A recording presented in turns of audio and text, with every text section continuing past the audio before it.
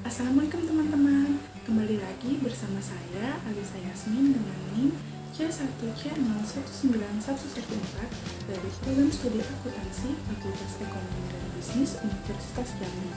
Pada kesempatan kali ini saya akan membahas kembali lanjutan materi, yaitu pada bab 4 mengenai laporan posisi keuangan. Tolong disimak ya.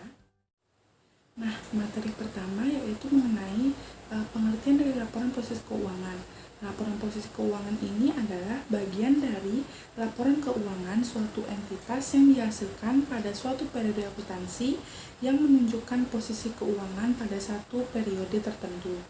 Nah, tiap perusahaan ini akan selalu membutuhkan suatu laporan keuangan untuk mengambil keputusan dan mengetahui informasi yang menyangkut posisi keuangan perusahaan mereka. Kemudian, apa sih tujuan dari laporan posisi keuangan? Tujuannya ada 4. Yang pertama, mengevaluasi struktur pendanaan. Dalam hal ini dilihat informasi tentang perbandingan sumber pendanaan melalui utang dibandingkan dengan ekuitas. Yang kedua adalah menganalisis likuiditas. Seberapa cepat waktu yang diperlukan sampai suatu aset ini dapat realisasikan atau suatu liabilitas ini dapat terbayar. Kemudian ada menilai dari solvabilitas. Solvabilitas ini adalah kemampuan entitas pembayaran utangnya pada suatu jatuh tempo. Biasanya hal ini dapat diukur dengan tingkat utang jangka panjang yang dimiliki entitas. Yang keempat adalah menilai fleksibilitas keuangan. Likuiditas dan solvabilitas ini akan menentukan fleksibilitas keuangan entitas, yaitu dengan mengukur kemampuan entitas dengan mengambil tindakan tertentu sebagai respon terhadap kebutuhan dan peluang yang ada. Selanjutnya mengenai manfaat laporan posisi keuangan. Nah, laporan posisi keuangan ini dimanfaatkan oleh dua kelompok. Yang pertama ada internal dan eksternal. Dalam internal adanya direksi dan manajemen serta karyawan. Direksi dan manajemen ini memerlukan informasi tersebut guna untuk mengambil keputusan evaluasi usaha yang sedang berjalan, melakukan budgeting dan kontrol internal. Sedangkan karyawan ini akan tertarik dengan informasi keuangan dalam suatu perusahaan yang memberikan gambaran bahwa perusahaan ini mampu memberikan balas jasa dan menyediakan kesempatan bekerja dengan baik bagi mereka. Kemudian yang kedua ada pihak eksternal. Dalam pihak eksternal ini ada investor. Investor ini berkepentingan dengan informasi yang berhubungan dengan risiko yang terkait dengan investasi modal. Informasi tersebut akan membantu mengambil keputusan apakah harus mengambil modal kembali dalam perusahaan tersebut, mengurangi atau menjual sahamnya. Nah, kemudian adalah kreditor. Kreditor ini pihak yang memberikan pinjaman kepada perusahaan. Informasi ini menunjukkan kemampuan perusahaan membayar hutang beserta bunganya dengan tepat waktu. Kemudian adalah supplier.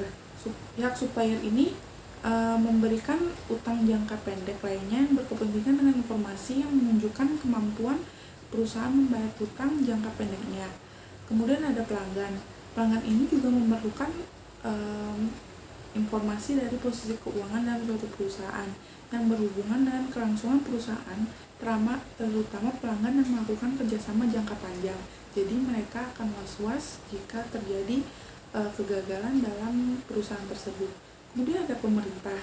Bagi pemerintah ini akan melihat dari sisi apakah perusahaan tersebut atau lembaga tersebut dapat dan mampu dalam membayar pajak yang sudah ditetapkan. Selanjutnya, dalam laporan posisi keuangan ini terdapat 5 komponen, yaitu yang pertama neraca, yang kedua laporan laba rugi, yang ketiga laporan perubahan ekuitas, yang keempat adalah laporan arus kas, dan yang kelima adalah catatan atas laporan keuangan. Pertama adalah neraca. Neraca ini merupakan suatu daftar yang memuat secara terperinci mengenai semua aktivitas, semua kewajiban, dan semua modal yang dimiliki dalam waktu tertentu oleh perusahaan. Waktu tertentu ini biasanya pada akhir bulan, akhir triwulan, maupun akhir tahun. Dalam neraca ini memiliki beberapa komponen. Yang pertama adalah aset. Aset ini merupakan hak milik atau nilai yang dibeli atau pengeluaran yang dibuat untuk mendapatkan kekayaan di masa yang akan datang. Nah, pada aktiva atau aset ini terdapat 2 jenis. Yang pertama adalah aktiva lancar atau aset atau current asset, dan aktiva tetap atau fixed asset. Aktiva lancar ini adalah aktiva yang secara normal ditransformasikan menjadi kas dalam jangka waktu setahun atau sebelum berakhirnya siklus periode akuntansi. Nah, yang kedua adalah aktiva tetap. Aktiva tetap ini merupakan aktiva yang dipergunakan dalam perusahaan dan mempunyai kegunaan yang melebihi satu masa pembukuan. Contohnya adalah kendaraan, bangunan, gedung, ataupun tanah. Untuk contoh yang aktiva lancar tadi adalah kas, piutang usaha, wesel, persediaan barang, suplai toko, dan sebagainya. Nah, kemudian ada kewajiban atau liability. Liability ini atau kewajiban adalah suatu saldo kredit atau jumlah yang harus dipindahkan dari saat tutup buku ke periode tahun berikutnya. Kewajiban ini dibagi juga menjadi dua kelompok. Yang pertama adalah kewajiban jangka pendek dan kewajiban jangka panjang. Kewajiban jangka pendek ini adalah kewajiban yang akan jatuh tempo dalam 1 tahun atau dalam siklus kegiatan normal perusahaan. Utang lancar ini meliputi utang dagang, utang wesel, utang bank, utang gaji maupun bunga lainnya.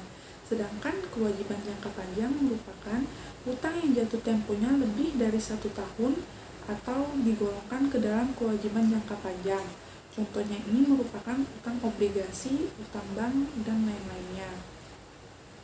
Kemudian ada modal. Modal ini merupakan suatu hak yang tersisa atas aktiva suatu lembaga setelah dikurangi kewajiban.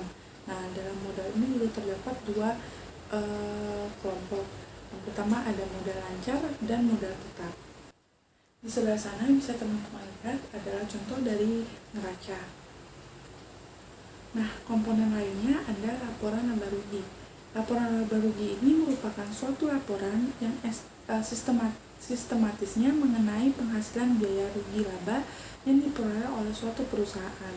Tujuan dari laporan laba rugi ini adalah untuk melaporkan kemampuan real perusahaan dalam menghasilkan keuntungan. Nah, di dalam laporan laba rugi ini mencakup beberapa pos. Yang pertama ada pendapatan, laba rugi usaha, beban pinjam, bagian dari laba atau rugi perusahaan, afiliasi dan asosiasi yang diperlukan. Kemudian ada beban pajak, ada laba atau rugi dari aktivitas normal perusahaan. Kemudian ada pos luar biasa, hak minoritas. Kemudian ada hak minoritas dan laba atau rugi bersih untuk periode berjalan. Nah, ini merupakan contoh dari laporan laba rugi. Selanjutnya ada laporan perubahan ekuitas.